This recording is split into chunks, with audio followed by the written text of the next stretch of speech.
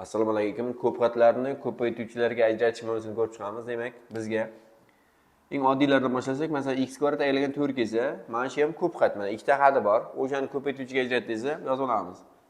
X kvadrat aylangan 4 2 ning kvadrati deymiz. Keyin bir qo'shib berishga chiqadi. Shunda x ga qo'shamiz 2 ni. X dan ayiramiz 2 ni. Mana shu ikkita ko'paytuvchi, mana o'rtasida ko'paytiruv bor, yozish shart emas. O'sha ikkita ko'paytuvchi bo'ldi hozir. Keyin 4x kvadrat ayrilgan 49 kelsa masalan, buni ham yozsak bo'ladi. 4x kvadrat degani nima degani? 2x ning kvadrati ayrilgan 49 degani nima degani? 7 ning kvadrati. Bunda ko'paytuvchiga ajratsak 2x plus 7 2x minus 7. Ya'ni bir marta qo'shamiz, bir marta ayiramiz. Formula bo'yicha o'sha ko'paytuvchi, ikkita ko'paytuvchi bo'lyapti. Keyin a ning kubi plus a ning kvadrati plus a plus 1 berilsa masalan, bu ikkalasidan a kvadratni bu ikkalasidan shunday olib qolamiz. Mana bu ikkalasidan a kvadrat chiqaradigan bo'lsak, nima qoladi ichida? A plus 1 qoladi. Keyin bu yog'ida yana mana a plus 1 turibdi o'zi. Endi bu ikkalasidan a plus 1 chiqarib olamiz. A plus 1 ni chiqarib olsak tashqariga mana. A plus 1 tashqariga chiqqandan keyin nima qoldi? Birinchisini joyida a kvadrat qolyapti mana. Keyingisi joyida 1 qolyapti. Demak, nima bo'lyapti javob? A plus 1 va a kvadrat plus 1, ya'ni ikkita ko'paytuvchi bo'lyapti hisoblasa. Yana masalan, x da 6 plus y da 6 bo'lsa, mana shuni ko'paytuvchiga ajrat desa, yozib olamiz buni.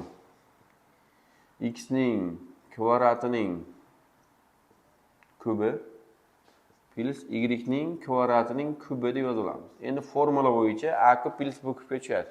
A kub plus b kubga tushsa, bu nima bo'ladi keyin? X kvadrat plus y kvadrat bo'ladi. Birinchi qolsa, keyingisi x ning to'ri ayrilgan x kvadrat y kvadrat plus y ning to'ri. Mana ko'paytuvchi bo'lyapti. Mana bitta qavs, bu ham bitta qavs. Mana ikkita ko'paytuvchi bo'lyapti. Endi shuni minusliga kelsa, masalan, x ning 6si ayrilgan y ning 6si bo'lsa, buni x ning kubining kvadrati ayrilgan y ning kubining kvadrati deb yozsak bo'ladi. Bundan mana bir qo'shib berishga tushadi. Bir qo'shib berishga tushsa x ning kubi qo'shilgan y ning kubi bittasi, keyingisi x ning kubi ayrilgan y ning kubi yana bittasi. Endi bunda x ning kubi y ning kubi birinchi formulasi nima bo'ladi? Birinchi formulasi x plus y bo'ladi.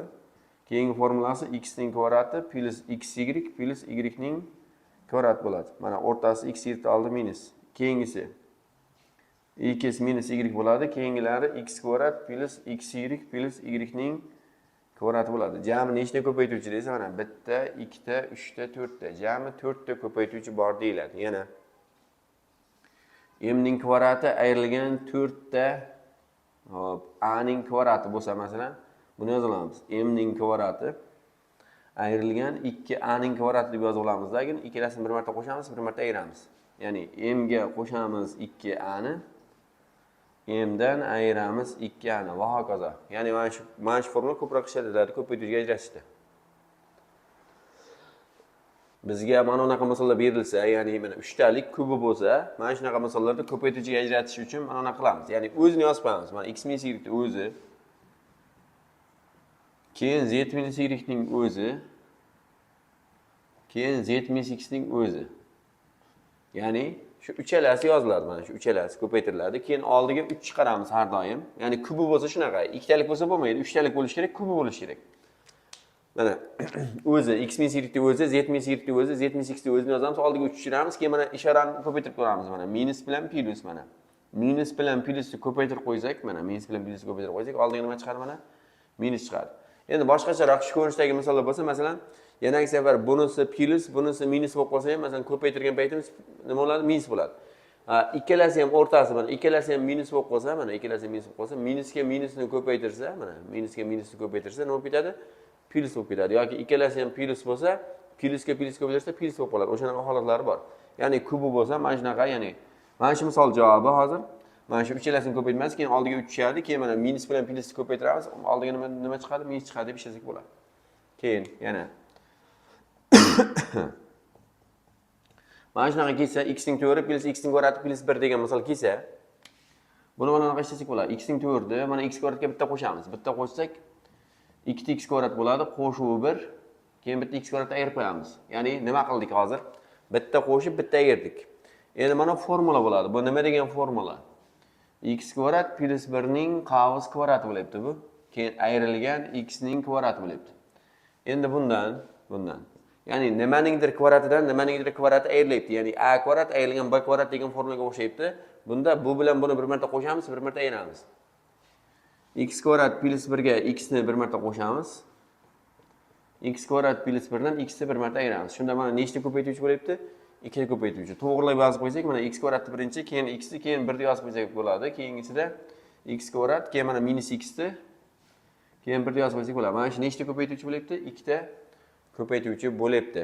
Keyin yana x ning 12si ayruv 1 bo'ladigan bo'lsa, buni ishlaydigan bo'lsak, buni yozsak bo'ladi. X ning 6-sining kvadrati ayrilgan 1 ning kvadrati deb yozsak bo'ladi. Endi bu bir qo'shib rashga tushadi. Bir qo'shib rashga tushadi degani mana x ning 6siga 1 ni bir marta qo'shamiz. X ning 6sidan 1 ni bir marta ayiramiz. Ya'ni nima bo'lyapti? X ning 6siga mana 1 ni bir marta qo'shdik, x ning 6sidan 1 ni bir marta ayirdik. Endi buni davomidan x ning 6sining o'rniga, x ning kvadratining kubi qo'shilgan 1 ning kubi deb yozsak bo'ladi.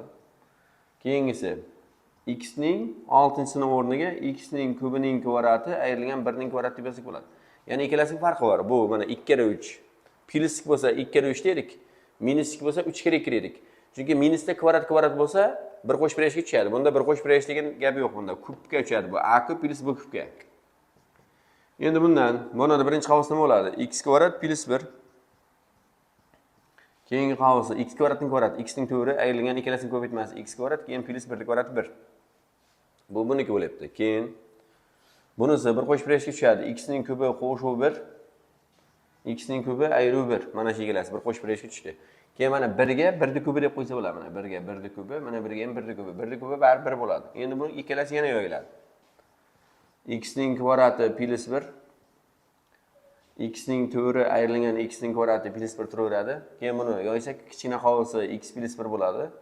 Keyingisi x kvadrat minus 2 plus 1 bo'ladi. Keyingisi 2 minus 1 x kvadrat plus 2 plus 1 bo'ladi. Endi buni tushunib olamiz. Mana x kvadrat plus 1 o'z turibdi. X ning to'g'ri ayrilgan x kvadrat plus 1 o'z turibdi. Mana kichkina qavs nima bo'lyapti? Kichkina qavsi x plus 1 bo'lyapti. Keyingi qavs mana x kvadrat minus x plus 1 bo'lyapti. Bunda ham kichkina qavs x minus 1, keyin qolgan hammasi plus bo'ladi. Jami nechta ko'paytiruvchi desa, mana bitta, 2 ta, 3 ta, 4 ta, 5 ta, 6 ta. Jami 6 ta ko'paytiruvchi bor deyiladi. Davom etamiz. Bizga mana bunaqa misollar berilsa, mana x kvadrat plus 9, o'shaning kvadrati ayrilgan 36, x ning kvadrati deyilsa, misol yozamiz buni. X kvadrat plus 9 ning kvadrati ayrilgan 36 degani 6x ning kvadrati deb yoza olamiz. Endi bunda bu qavs ichiga qavs ichini bir marta qo'shamiz, bir marta ayiramiz. Bir marta qo'shadigan bo'lsak, x kvadrat o'rtaga qo'shyapman 6x ni. 6x ni o'rtaga qo'shdim, qo'shilgan 9. Keyingisi x kvadrat ayrilgan 6x qo'shilgan 9. Endi buni yig'ib qo'yamiz. Bu formula bu. X ni kvadrati bu 9 3 ni kvadrati. Demak, bu nima degan formula desa, x plus 3 ning qavs kvadrati ko'paytirilgan. Bunisi x minus 3 ning qavs kvadrati. Mana shunday bo'ladi javob. Keyin yana x kvadrat plus 4 kvadrat ayrilgan yana, xo'p, bu yoqda 16x kvadrat bo'lsa, masalan 16x kvadrat bo'lsa, endi x kvadrat plus 4 ning kvadrati ayrilgan 16x kvadrat bizda nimaning kvadrati bo'ladi? 4x kvadrat. Endi ikkalasi bir qo'shib rashga tushadi. Bir qo'shib rashga tushadigan bo'lsa, x kvadrat plus 4 qo'shamiz 4x. X kvadrat plus 4 ayiramiz 4x. Endi buni to'g'rilab yozsak, x kvadrat plus 4x plus 4. Keyin bunisi x kvadrat minus 4x plus 4 bo'lyapti. Bu nima degan formula bo'ladi? X kvadrat plus 4x plus 4 degani x plus 2 ning qavs kvadrati bo'ladi bunisi. Bunisi x minus 2 ning ko'paytiruv x minus 2 ning qavs kvadrati. Ya'ni o'shanaqa ajradi.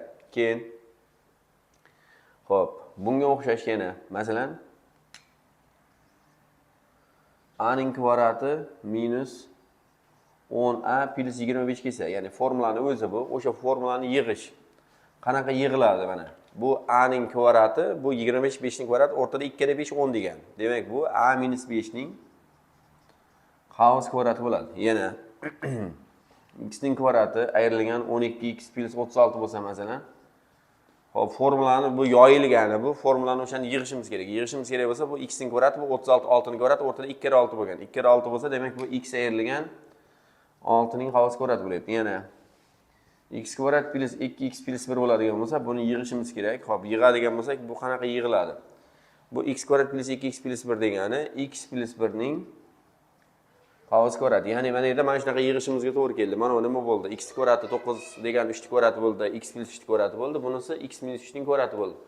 Bunisida bu x plus 2 ning kvadrati bo'ldi, bunisi x minus 2 ning kvadrati bo'ldi. Ya'ni mana bittalab formulaning yoyilganini hozir yig'ib chiqdik.